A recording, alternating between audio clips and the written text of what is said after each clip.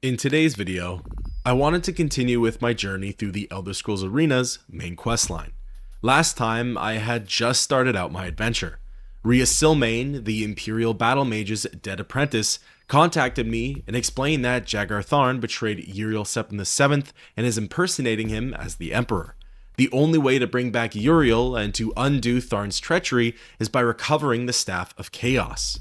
The only thing though is that the staff has been broken up into 8 different pieces and then scattered across Tamriel. After escaping prison, I recovered the first 3 pieces in Hammerfell, Skyrim, and Valenwood. Each piece was stashed in some dangerous dungeon, and before venturing off to those, I had to do a favor for one of the factions in town in order to even receive information on said dungeon. This is where the story continues. Returning to the town, I began asking around for the Halls of Colossus. The first NPC I tried told me that strange things had been happening near elsewhere, and I knew exactly what that meant. Traveling over to the city of Corinth in the province of the Khajiit, I continued my search. However, I really lucked out, as again, the first person I spoke with spilled out some vital lore. They confirmed that Corinth was the place to be. Apparently, the Mages Guild and a group called the Priests of Agamanus declared war on one another. The reason being is that the priests got their hands on something that could lead to the Halls of Colossus. Navigating my way over to the Mages Guild, I went on inside and spoke with the lore master, Turamain ap Kolthus. Turamain welcomes me and explains the situation. He knows that I'm searching for the halls and offers to make a deal. A couple of days ago, the priests of Agamanus attacked the guild, claiming that the wizards had stolen a stone tablet from them. In truth, the guild had recovered the tablet from some abandoned ruins, and Turamain theorizes that their leader, Sir Galandir, knows the importance and true nature of said tablet. Of course, as per usual, the tablet holds the location to the Halls of Colossus. Surprising, right? Ab Kolthus asks me to head over to the Temple of Agamanus and retrieve the tablet, all in exchange for the hall's location. Gearing up, I popped open the map and set out for the dungeon. Upon arrival, I was immediately jumped by 3 knights in full suits of armor. Nothing too crazy to handle, but it was definitely a cheap shot thrown in by the game. They're trying to keep me on my toes. I'm not gonna lie, after the series of Valenwood dungeons, I was kind of dreading heading back into another one. The dungeons are just getting longer and longer, and they feel less rewarding as time goes on. It just feels like I'm a cog in a machine, going through the motions of fetching these items, destined to repeat the process forever. I will say though, sometimes the Staff of Chaos dungeons are clever and offer new mechanics, which we'll soon get to see. Those ones bring some life back into the main quest for me. At first, they rack my brain a bit, but after a while, I start to have some fun with them, which is supposed to be what it's all about. Returning to the task at hand, the Temple of Agamanus is the first 3-level dungeon that I've had the pleasure of going through. As of right now, the game is a bit forgiving in the sense that if there is a tri-level dungeon, each zone is rather small and somewhat easy to get through. Again, just for full transparency, I'm running through all these dungeons with third-party maps open, courtesy of the Elder Scrolls fandom. Some of the maps have direct routes laid out for you to follow, and others just offer a complete view of the surrounding area. If you enjoy the challenge of blindly navigating through the dungeons, then by all means, no map needed. After all, the guessing game is half the fun for these areas, or at least that's how it was back in the day. However, these maps can greatly cut down on crawling time, and offer the most direct approach to progressing in the main story. Albeit, I was still in these dungeons for 40 plus minutes, so either way, prepare for the long haul. One thing I've really enjoyed thus far for Arena are the small hits of lore that the player receives. During the first portion of each quest, the player has to help out one of the town's factions by fetching something out of the local dungeons. Often, the quest giver will offer some sort of information regarding the relationships, tensions, and motives to the rivaling faction that wronged them. Take, for example, the Temple of Agamanus. Its leader is someone named Sir Galandir, and he seems to have a vested interest in the Halls of Colossus. While it seems like that's as far as the lore goes, there are inscriptions, plaques, and general messages that the game relays to the player. For example, you learn that Sir Galandir is no longer in the temple. There's a note on a knight's body that instructs the temple to hold the fortress until he returns.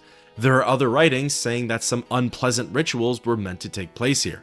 Finally, through a specific message, you learn that, since Galandir's departure, the fortress has fallen to ruin and chaos. hence all of the monsters that have gathered here. On the final level of the temple, I had gotten myself stuck in a bit of a tricky spot. It was honestly really frustrating. A common bug with this game is that if you're swimming and there's an enemy overhead, it hard blocks you from moving forward. If you're lucky, you can move backwards and try to find another route. Otherwise, you'll just sort of tread water and get whack-a-moled. I was probably stuck here for 10 or so minutes. The tablet was so close too, but I just couldn't do anything about it. So, backtracking to the second zone and then retracing my steps through the third, I learned that the key was to Michael Phelps, full speed, no stop, swim right on through. This way, whatever's above you can't move to the platform in time to block your path. It was irritating to deal with, but after some trial and error, I got past it. The final puzzle for the dungeon was, of course, a riddle. It went, I daily am in Elsewhere and in Skyrim. At times do all the world explore. Since time began, I've held my reign, and shall till time is nevermore. I never in my life have strolled in garden, field, or park. Yet all of these are sad and cold if I'm not there, and it is dark. This one wasn't too tricky for me personally, as the sad, cold, and dark part tipped me off to write sun. Recovering the tablet, I left the temple and returned it to Turamain at the Mages Guild. With it, he was able to inscribe the location of the Halls of Colossus on my map. Traveling over, I met with its title card, which reads, You stand before the gigantic walls of the Halls of Colossus, built by giants in an age long past. The wind echoes mournfully through the empty battlements. Here lies the fourth piece of the Staff of Chaos. Now, before I mentioned that the staff dungeons were able to get a little bit creative, and this is where that statement rings true. There are 3 levels to this dungeon. However, the idea is that the player mostly ventures through the first one. This zone contains 7 different keys, and they're all scattered. Each key is needed to progress through the second zone. The second zone consists of one gigantic room that's filled with rats. In that room, there are 8 different doorways, 1 on the western wall, 1 on the eastern, 3 on the northern, and 3 on the southern. The north and south doors are how you navigate to the different areas of the dungeon. The eastern one leads you back out into Tamriel, while the western one is what brings you to the third zone.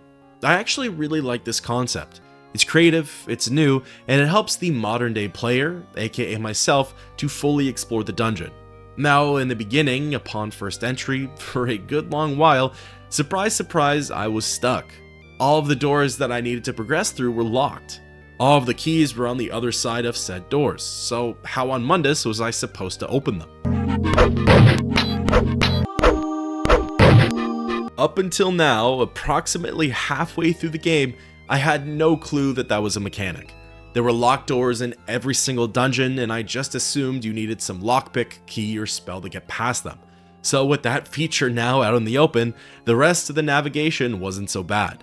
Securing all 7 keys, I went down into the second level and unlocked 5 doors. If you really wanted to, you could unlock a door after each key is obtained, but it's probably just simpler to bang them all out at the same time. Left over are the 2 amethyst keys, although those are used on the first couple of doors in the third zone.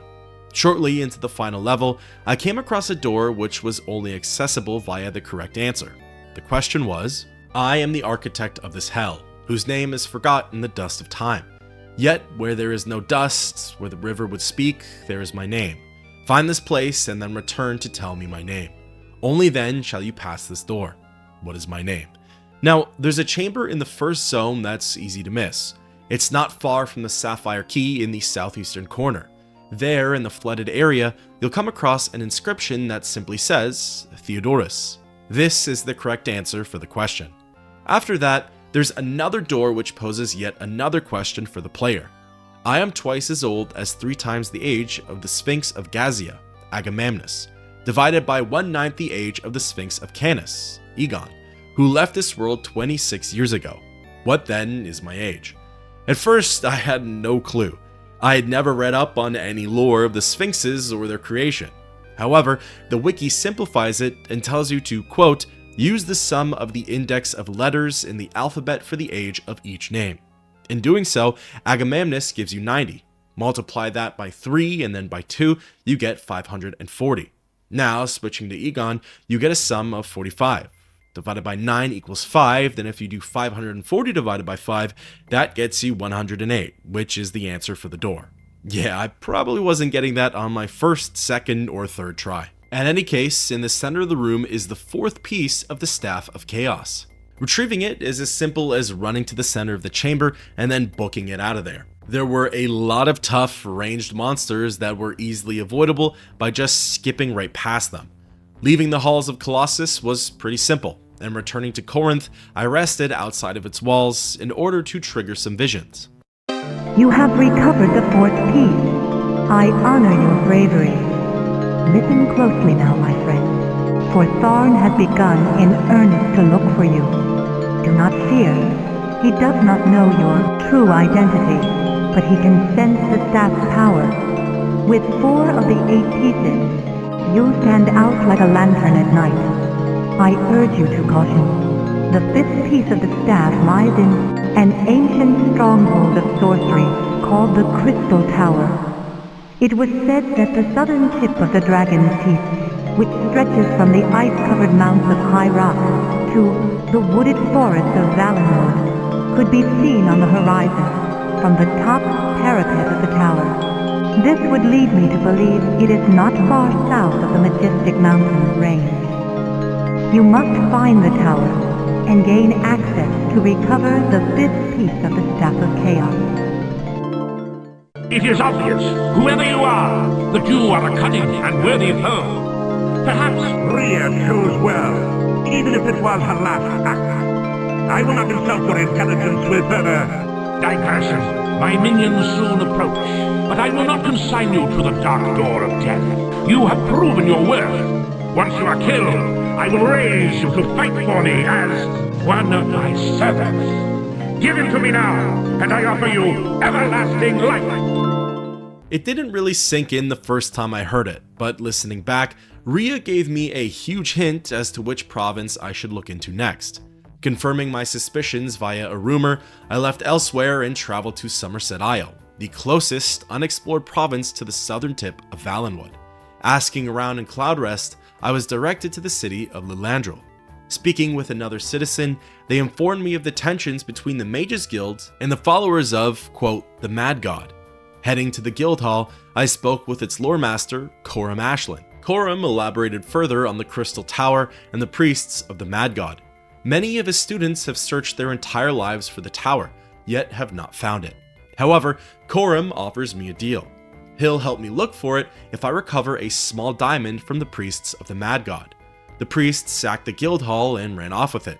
The diamond not only helps to strengthen the guild's powers, but it can also reveal the way to the Crystal Tower. Accepting the deal, he marks the Temple of the Mad God on my map, and I set off for my next adventure. This dungeon was honestly a breath of fresh air. It was the one that probably took me the least amount of time to get through, including the first one ever, Stone Keep. The first zone has the player off in the northeastern corner of the map. Through some simple traversing, meandering south and then west through each corridor, I was able to make it to the second zone in no time. In terms of lore, there really isn't any here. I'd assume that the Mad God is the Daedric Prince, Sheogorath, but it also seems like Arena was rather ambitious with its deities, divines, and entities. There are a lot of strange beings, titles, and factions that get thrown around. Like for example, Selene, the god of spiders. Is that supposed to be Mephala, or just some sorceress named Selene who can control spiders? Really, the only message displayed in the temple is that the treasure has been moved to another section, but that really only affects how you navigate through this level. Speaking of which, getting through the second zone is as simple as wandering through the northern hallways and veering east towards the end. I'd probably say for this dungeon that less than 1/3 is actually necessary to explore. Just before the room with the diamond, there's of course a door with a riddle. It goes, what flares up and does a lot of good, and when it dies is just a piece of wood. My initial thought was a mage's staff. However, staves are quite different in this game compared to Oblivion and Skyrim. The correct answer though was torch. Snagging the diamond in record time, I had begun my escape when all of a sudden, I came across a brand new enemy. Robocop had taken a new form in the Elder Scrolls, an iron golem. This thing was big, it hit hard and had lots of health. What's more, I couldn't even attack it. This was my first encounter with an enemy that couldn't be touched by anything that was below mithril grade. I was currently wielding an Elven Warhammer, the best weapon that I had come across thus far. Elven is 2 levels below mithril. The next one up being Dwarven, which, as I just mentioned, I hadn't seen once in the game yet. This got me a little worried for what was to come. Realizing I couldn't do anything here, I tucked my tail and successfully fled the dungeon. Arriving back in Lilandril, I returned the diamond to Corum at the Guildhall. Holding up his end of the bargain, he revealed the location of the Crystal Tower. Restocking on some potions, I popped open the map and started my journey for staff piece number 5. Arriving at the tower, the title card read, "The Crystal Tower dominates the area, rising like an accusatory finger pointing at the sky above. This bastion of sorcery seemingly transcends normal human conceptions, existing in many planes other than this. You can sense the 5th piece of the Staff of Chaos somewhere above." The Crystal Tower is the first dungeon, so far, that has 4 levels to it. Again, it's not even so much navigating through each zone. It's the thought of having to retrace my steps back out through all 4 levels. It never ends up being that bad either, but for some reason, mentally, it just seems like such a tall task. Like I'm traveling through 8 zones. The first one was a pretty quick crawl though. I mostly meandered north, veering into some separate chambers, turning east or west at the appropriate times. Most of the enemies faced here were trolls, and I ended up learning the hard way how they operate. Unless destroyed by magic, the trolls essentially just get knocked out if they're being attacked with regular weapons.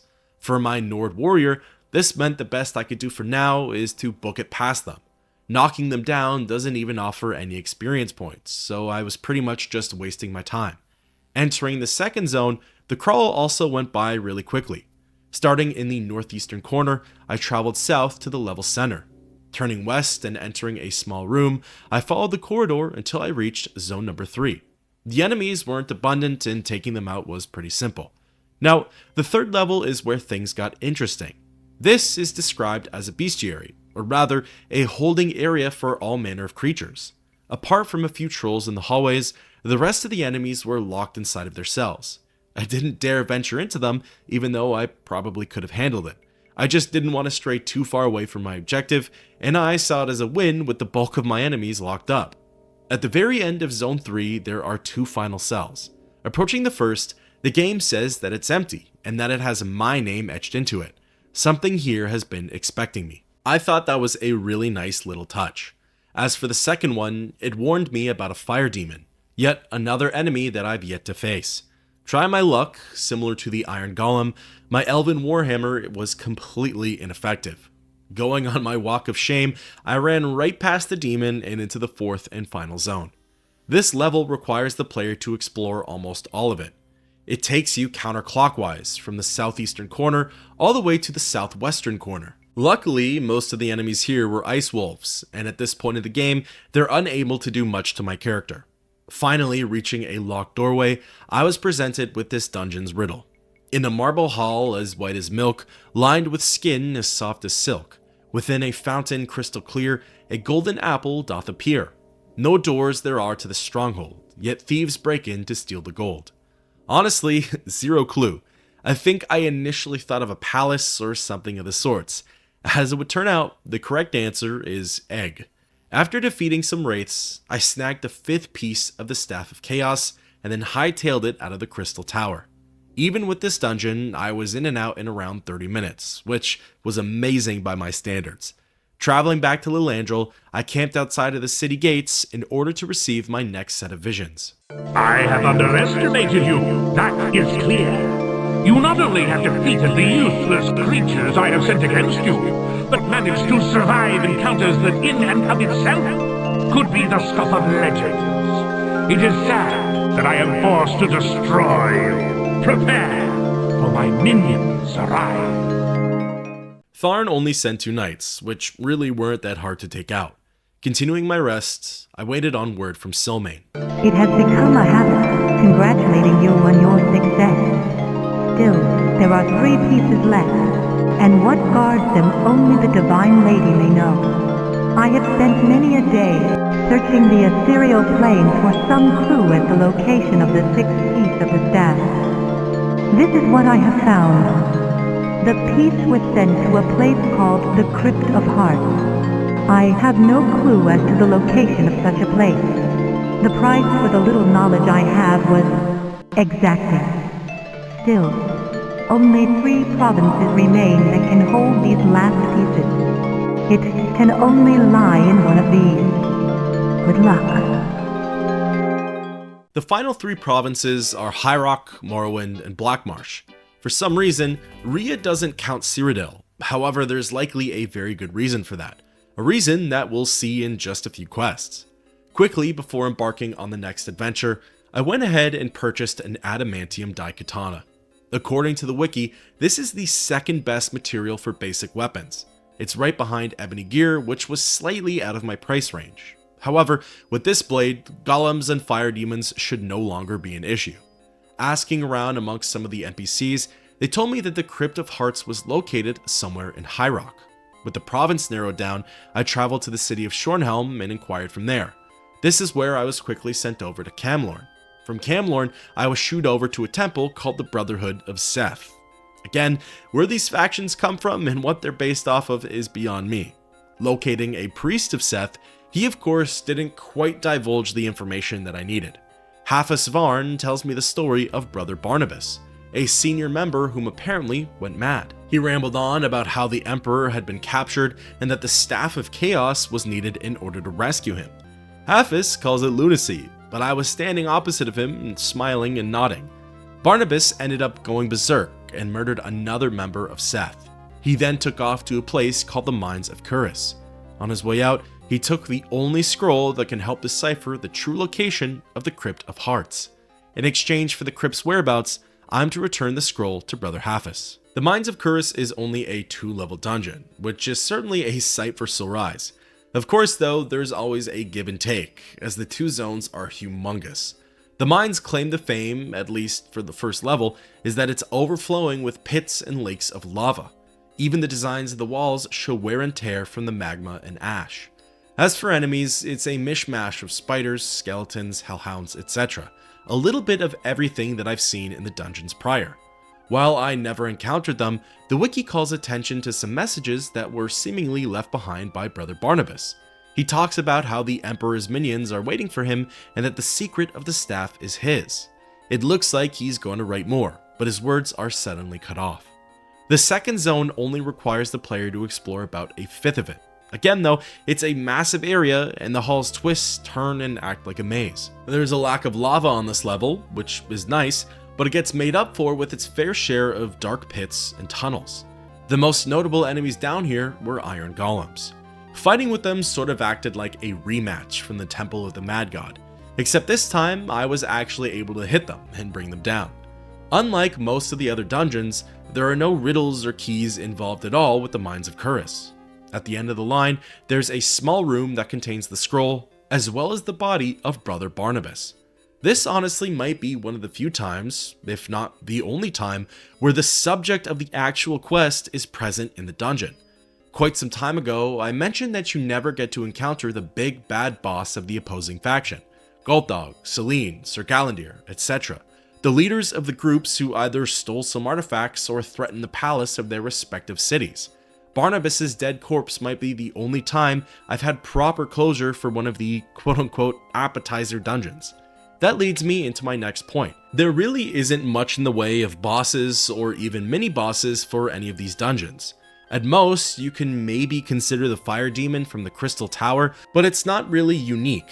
It would have been neat to see either those leaders or just plain members of those factions guarding the artifacts that need to be fetched. Of course, it's an old game, times have changed and I can't complain that much, but more so a secondary thought. Returning to Camlorn and bringing the scroll to Brother Hafis, he expresses his gratitude, comments on my resilience, and best of all, shows me where the Crypt of Hearts is. Setting off for the next staff fragment, I met with this dungeon's title card. The chill of death seems to touch your heart as you gaze upon the stone walls of the Crypt of Hearts. Above the entrance stands a grinning skull, a warning to those who would traverse the halls of the dead. You can sense the 6th piece of the Staff of Chaos somewhere below. While the Mines of Khuras only had 2 levels, the crypt brings it back to 4. The first zone is the largest, however, you only need to venture through the upper right quadrant of the map. While the path I took was pretty quick, looking at the fandom's map a second time, there's actually an even faster route to the second level. From the entrance, you can simply travel west the whole way there. Now, as for Zone 2, while it is smaller, there's more travel time, as I was taken around the entire level.